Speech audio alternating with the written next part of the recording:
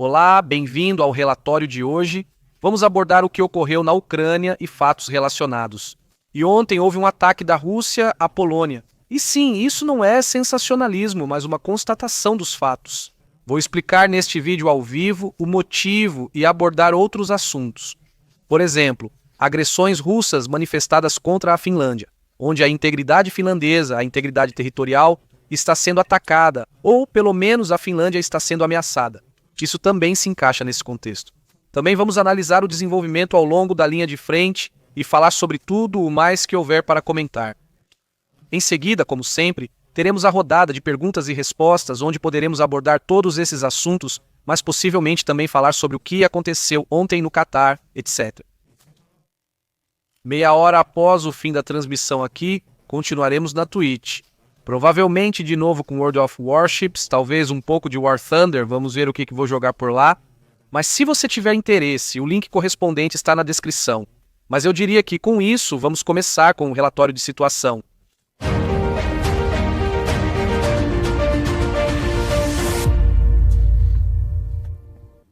A Polônia sofreu um ataque da Rússia com drones.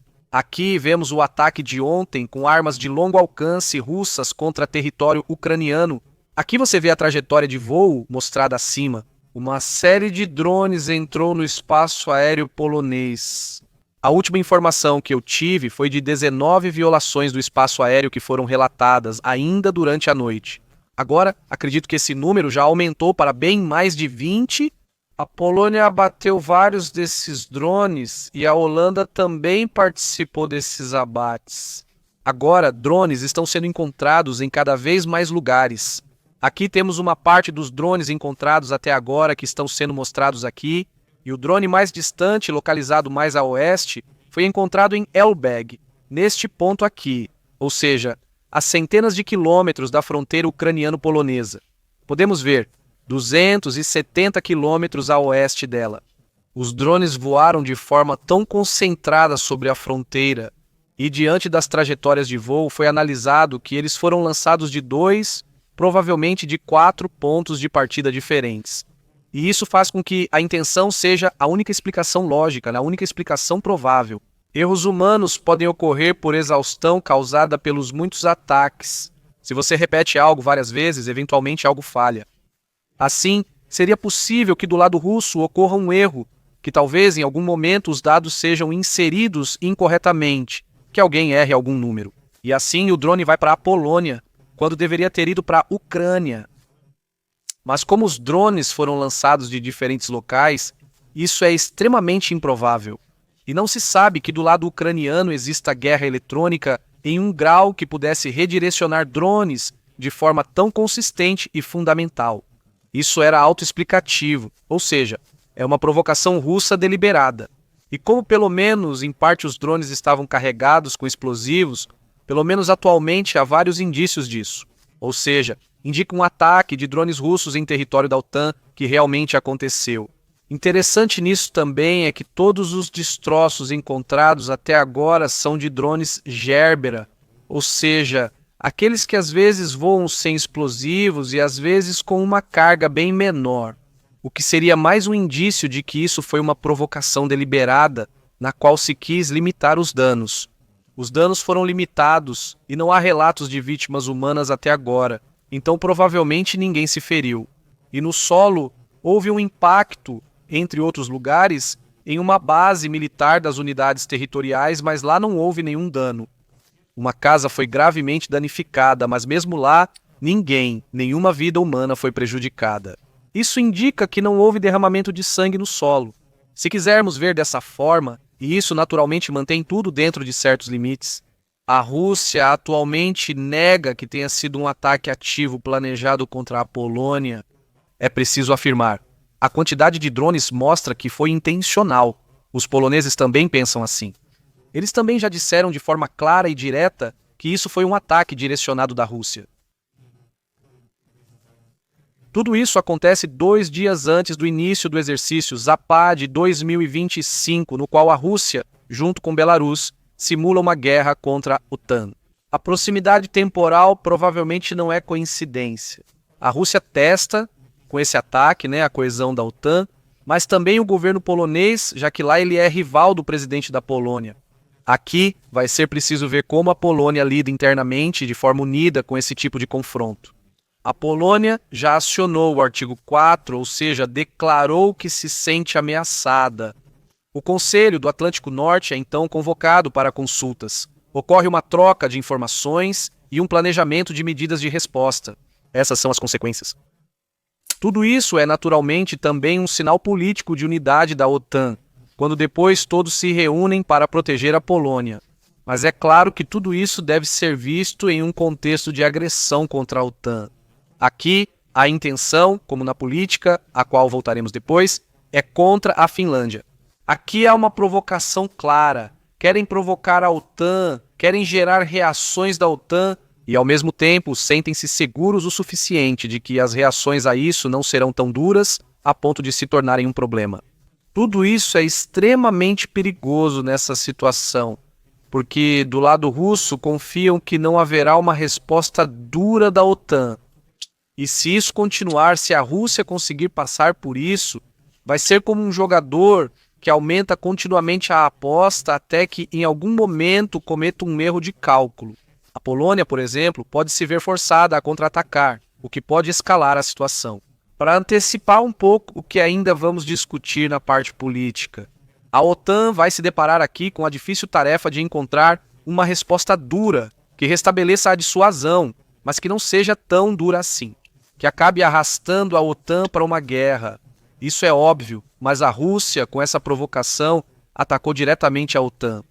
Felizmente, até certo ponto, não houve danos que agora signifiquem uma guerra. Mas é preciso deixar claro que a OTAN não vai aceitar isso passivamente e encontrará uma resposta adequada que impeça que isso se repita. Mas tudo isso depende de a OTAN não ser envolvida na guerra, o que claramente não interessa à OTAN. Mas, diante dos dados disponíveis até o momento, não há dúvidas entre os especialistas de que essa foi uma ação intencional dos russos, e não foi por acaso. Surgirão perguntas se isso poderia ter sido um ataque completo dos poloneses. Nunca se pode descartar 100%, mas as trajetórias foram observadas em grande parte com bastante antecedência. Por isso, é extremamente improvável que os poloneses tenham lançado de alguma forma drones russos recuperados para tentar envolver a OTAN dessa maneira. Tudo isso será verificado detalhadamente. Porque o risco, numa situação dessas, de que a Ucrânia possa usar isso para envolver a OTAN na guerra, existe. Não adianta esconder, e a OTAN sabe disso. Para a Ucrânia, nada seria melhor do que a OTAN entrar nesse conflito com ela. Portanto, a Ucrânia tem um interesse direto em envolver a OTAN nesse conflito. Tudo isso ainda será investigado em detalhes, mas, no momento, não há nenhum indício de que isso não tenha sido uma ação planejada pelo lado russo para tirar a OTAN da sua zona de conforto, para provocar a OTAN. Especialmente a proximidade temporal com o Zapad mostra aqui que a Rússia evidentemente quer provocar a OTAN. Os russos seguem atacando em outros locais. Houve um ataque a um local de distribuição de pensões, onde muitos idosos foram mortos. Pelo menos 24 civis foram mortos quando uma bomba planadora russa atingiu o local. Do lado ucraniano, houve uma retaliação e a estação de bombeamento de petróleo Transneft em Vladimir Oblast foi atingida. Outros oleodutos e gasodutos também foram relatados como atingidos. Na verdade, eu não tenho imagens desse local. Ou seja, não está claro até que ponto eles foram danificados. Mas o que está claro, com certeza, é que os ucranianos continuam com sua campanha contra a indústria russa de hidrocarbonetos. Vamos dar uma olhada rápida no desenvolvimento na linha de frente. Na verdade, pouco há para mostrar antes da parte política e da agressão à Finlândia. Vamos começar por Sumi. Sem novidades em Kharkiv nem na frente leste de Saritsny, os ucranianos relataram que teriam reconquistado a maior parte e feito vários prisioneiros. No entanto, eu tenho geolocalização dos russos no noroeste e em um centro próprio. O mapa Deep State está correto, já que essa área ela está marcada como contestada. Mas vemos que os russos continuam operando mais ou menos nesta área aqui. Isso foi ao norte do Siversk Donetsk, afirma um soldado ucraniano, ao sul do rio, que os russos agora estão usando drones First Person View a 40 ou 50 quilômetros da linha de frente, provavelmente a partir de naves-mãe. Ou seja, drones maiores transportam os drones First Person View sobre a linha de frente, depois os soltam, e então os pilotos dos drones First Person View começam a caçar. E o drone-mãe serve como um repetidor para transmitir os sinais de comunicação do drone First Person View para o piloto. Aqui em Seversk parece que há um uso maior desses drones. Fora isso, não houve mudanças territoriais. E da região de Kosta Antinívica também não temos nenhuma, só temos uma confirmação. E essa confirmação vem da localidade de Katerinívica. Lá, ucranianos foram vistos no sudeste e no centro. Isso significa que Katerinívica parece continuar sob controle ucraniano. O mapa do Deep State mostra que Katerinívica está totalmente sob controle dos ucranianos. Pelo menos é o que indica. Vamos seguir para Pokrovsk. Lá, os russos foram vistos na periferia de Novi Sachov. Nós geolocalizamos isso neste ponto na margem leste. No mapa do Deep State, esta área está marcada como zona de conflito, confirmando a informação. Portanto, não precisa ser uma mudança territorial, nem um deslocamento da linha de frente. De Pokrovsk, ucranianos relatam ataque russo à infantaria em Klazen sob cobertura vegetal. Isso deve ficar mais difícil no outono. Então, teremos que acompanhar como as coisas evoluem por lá. Vamos direto para Dnipro, e lá os russos apareceram na localidade de Muravka. Um momento. Isso foi aqui, Muravka. Localizamos geograficamente os russos neste ponto. Na parte leste de Muravka, então, aqui. Assim, eles invadiram uma área antes controlada pelos ucranianos e avançaram um pouco. Nenhuma mudança territorial até Zaporizhia. E lá, os ucranianos recentemente reconquistaram esta área aqui, com prédios de vários andares. Agora temos uma geolocalização bem ao norte disso, neste ponto aqui. Os russos foram vistos recentemente, ou seja, eles ou passaram por aqui, ou toda a área está novamente pelo menos em disputa, ou até mesmo foi retomada pelos russos. Então, o controle total sobre esses prédios de vários andares parece improvável neste momento, que eles continuem totalmente sob controle ucraniano. Essas foram as mudanças territoriais. Agora, um breve resumo da linha de frente. Os russos estão atualmente aproveitando a vegetação para tentar avançar. Porque ainda há uma cobertura de folhas, normalmente apenas a infantaria é utilizada nessas tentativas. Os ucranianos dizem que os soldados enviados geralmente têm pouca formação, muitas vezes apenas de 2 a 3 dias, ou até 2 semanas de treinamento.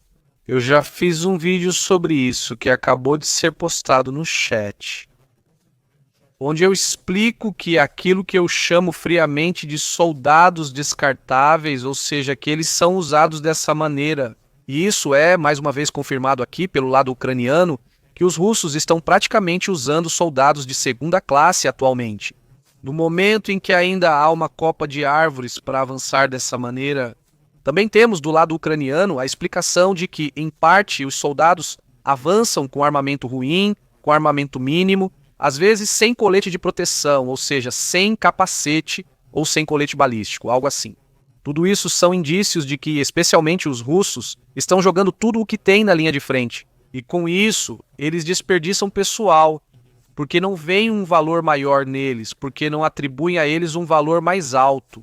Tudo isso acontece inevitavelmente, mas também significa que assim que o outono chegar completamente e as árvores perderem suas folhas, os russos terão dificuldades para avançar. Mas não é só isso que o uso de drones First Person View atrás da linha de frente está cada vez mais comum. Ucranianos relatam isso em quase toda a linha de frente. Lá, eles não apenas relatam friamente o uso de drones. Vejo cada vez mais relatos de que a Ucrânia também enfrenta problemas logísticos por isso. Ou seja, isso tem efeito. E esse efeito está sendo cada vez mais sentido também na linha de frente. Então esse é um problema que os ucranianos estão enfrentando. Os ataques russos atrás da linha de frente, nas linhas de suprimento e comunicação, têm sido cada vez mais bem-sucedidos, ameaçando a linha de frente ucraniana a médio prazo. Tudo isso se combina com o uso de drones Shahed ou drones Geran diretamente perto da linha de frente. A Geran ou Shahed, é basicamente adequada para isso. No entanto, os russos as utilizam principalmente de forma estratégica, ou seja, bem atrás da linha de frente, contra instalações industriais, alvos militares e, claro, contra alvos civis para terrorismo, contra a população. Mas o uso direto próximo à linha de frente, para apoiar a própria linha de frente, foi visto muito raramente. Eles estão ficando mais frequentes. Por exemplo, Sasha Kots, o blogueiro militar russo, relata sobre uma série de ataques. Eles estão usando cada vez mais, o que é claro. Um dos motivos para isso, é claro, deve ser o aumento da produção. Os ucranianos, por sua vez, realizaram contra-ataques aos quartéis generais dos russos. 3 deles foram atingidos em Donetsk.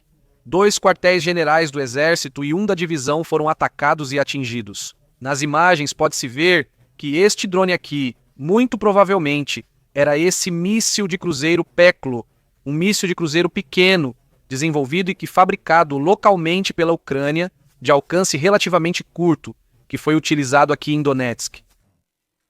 Além disso, há operações atrás da linha de frente, inclusive em Khabarovsk, ou seja, bem longe da linha de frente. 2 explosivos foram detonados em uma instalação militar. Segundo o Serviço de Inteligência ucraniano, Diretoria Principal de Inteligência, soldados russos teriam sido mortos e feridos.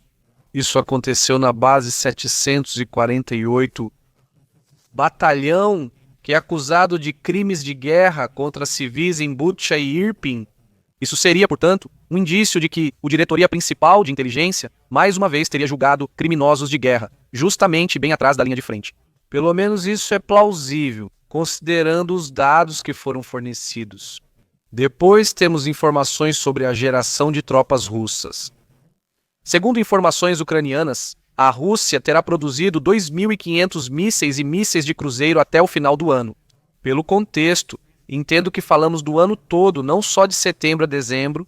Esses dados são de 2025. É provável que, nesse ano, os russos tenham produzido 2.500 mísseis e mísseis de cruzeiro.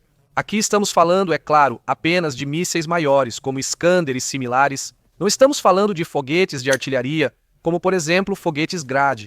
Além disso, 57 aviões de combate dos tipos Sukhoi 30, 34, 35 e 57, além de 250 tanques de combate T-90M e mais de 1.100 BTR-80 e 82, tá? Esses são os veículos de transporte.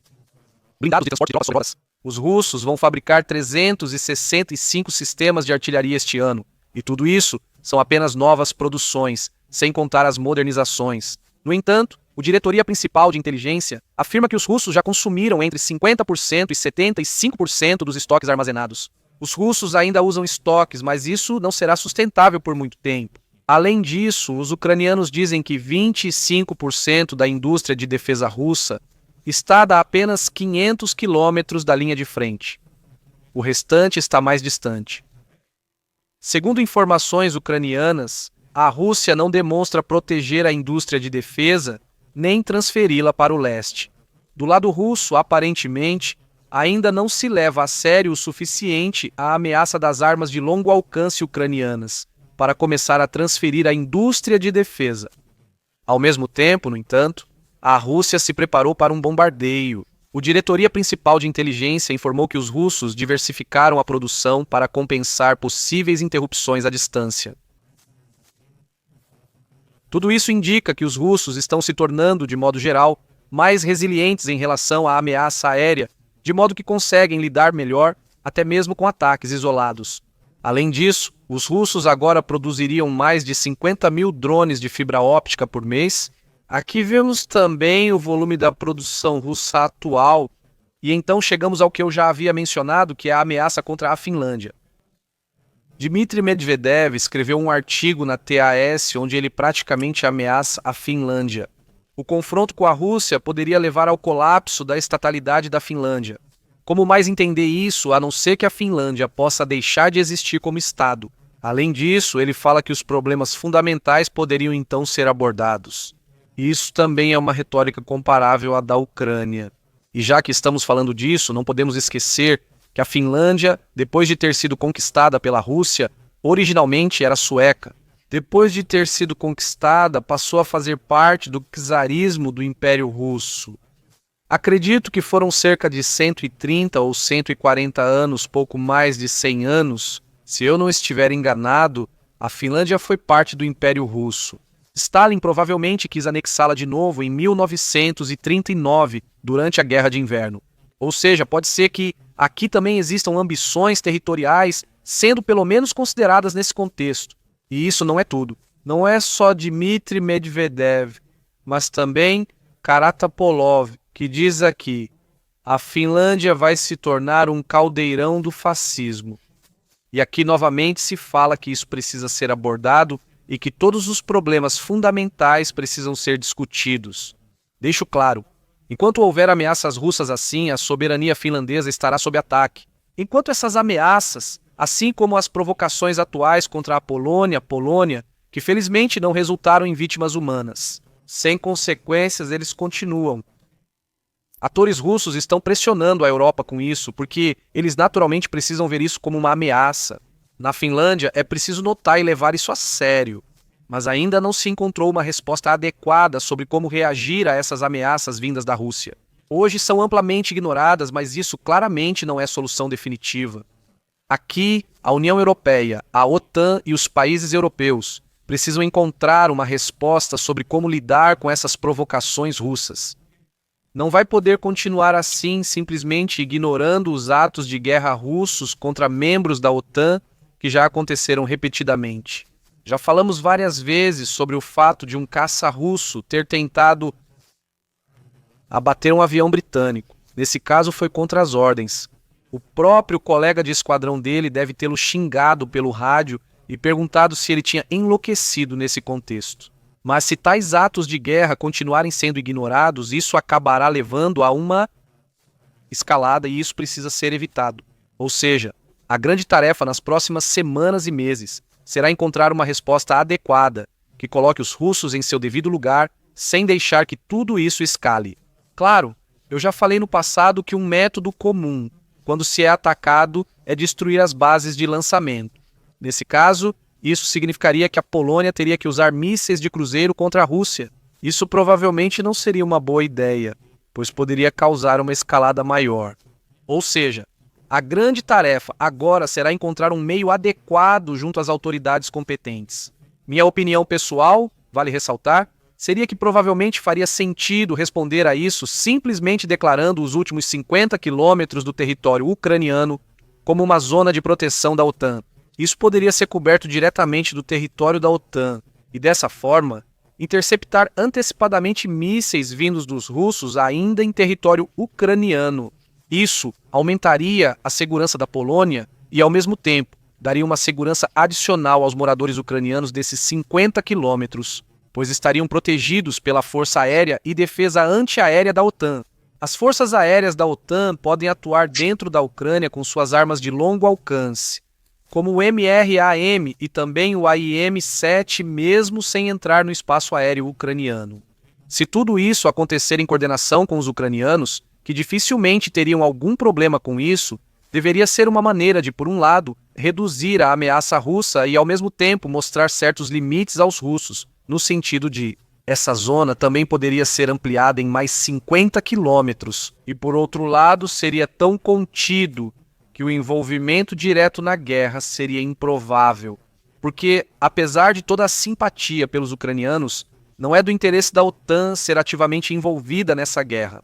Mas aqui não restará outra escolha a não ser que a OTAN pense ativamente sobre como responder a tais provocações e como evitá-las no futuro, porque a probabilidade de o ataque de ontem à noite na Polônia ter sido um acaso é extremamente baixa. Não só por causa da quantidade de drones. Um drone sozinho pode dar errado de vez em quando, sempre pode acontecer alguma coisa, um chip queima, acontece algum erro técnico. Isso é normal, infelizmente acontece. E em algum momento, um operador também pode confundir um número trocar um número na coordenada de latitude ou longitude faz o drone ir milhares de quilômetros para o oeste. Coisas assim acontecem. Isso por si só é simplesmente humano. Mas isso não ocorre com mais de 20 drones em uma só noite, curiosamente. São drones usados. Tudo isso é muito evidente para ser uma coincidência e vai exigir uma resposta. A Rússia age ao mesmo tempo, mostrando ainda como conduz a guerra atual. Ela sai da Convenção Europeia para a Prevenção da Tortura e Tratamentos Desumanos, de tratamento e punição. A convenção prevê inspeções em instituições de detenção, mas a Rússia já não as permite. No último relatório de situação, falamos sobre como os ucranianos estão tentando, com a ajuda de informações públicas, descobrir quem exatamente entre seus soldados caiu em cativeiro de guerra. Isso deixa claro que, nesse caso, os russos nem sequer estão cumprindo a Convenção de Genebra, segundo a qual eles deveriam informar à Cruz Vermelha quem foi capturado.